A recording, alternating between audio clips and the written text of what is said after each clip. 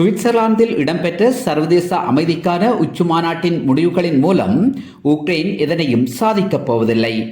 அந்த மாநாட்டினூடாக உக்ரைன் பாரதூரமான விளைவுகளை எதிர்கொள்ள வேண்டி நேரிடும் என்கிறார் ரஷ்ய ஜனாதிபதி புட்டினின் செய்தி தொடர்பாளர் டிமிட்ரி பெஸ்கோவ். 90க்கு மேற்பட்ட நாடுகளின் முக்கிய பிரதிநிதிகள் அந்த மாநாட்டில் கலந்து கொண்டிருந்தனர். உக்ரைனின் ஒருமைப்பாட்டிற்கு முழுமையான ஆதரவை வழங்கினர். ஆனால் ரஷ்யாவுக்கும் உக்ரைனுக்கும் இடையில் இடம்பெற்று வரும் போரை எவ்வாறு முடிவுக்கு கொண்டு வர முடியும் என்பது தொடர்பில் ஆராயப்படவில்லை.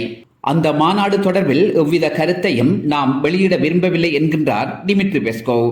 சுவிட்சர்லாந்தில் இடம்பெற்ற அமைதிக்கான உச்சி மாநாட்டிற்கு ரஷ்யாவுக்கு எவ்வித அழைப்பும் விடுக்கப்படவில்லை.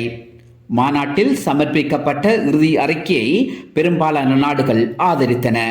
இந்தியா, சவுதி அரேபியா மற்றும் ஐக்கிய அரபு எமிரேட்ஸ் ஆகிய நாடுகள் வரைப்பில் கையெழுத்திடவில்லை. ரஷ்யாவின் பிரசன்னம் இல்லாமல் ரஷ்யா உக்ரைன் போரில் எந்த தீர்வையும் காண முடியாது என்பதனை பல நாடுகள் தற்போது உணர்ந்து கொண்டதாக கூறுகிறார் டிமிட்ரி பெஸ்கோவ். ரஷ்ய ஜனாதிபதி புட்டின் எப்போதும் அமைதிக்கான கதவுகளை திறந்தபடிதான் வைத்திருக்கின்றார். ஆனால் உக்ரைன் தனது 4 பிராந்தியங்களை விட்டு உக்ரைனிய படைகளை பின்னகர்த்துமாயின் உக்ரைனுடன் அமைதி பேச்சுக்கு ரஷ்யா தயார். இவை நடைபெறாவிடின் தொடங்க போகும் போரில் உக்ரைன் சரணடைய வேண்டிய சூழல் ஏற்படும் என்பதனை ரஷ்ய ஜனாதிபதி புட்டின் உறுதிபட தெரிவித்திருந்தார்.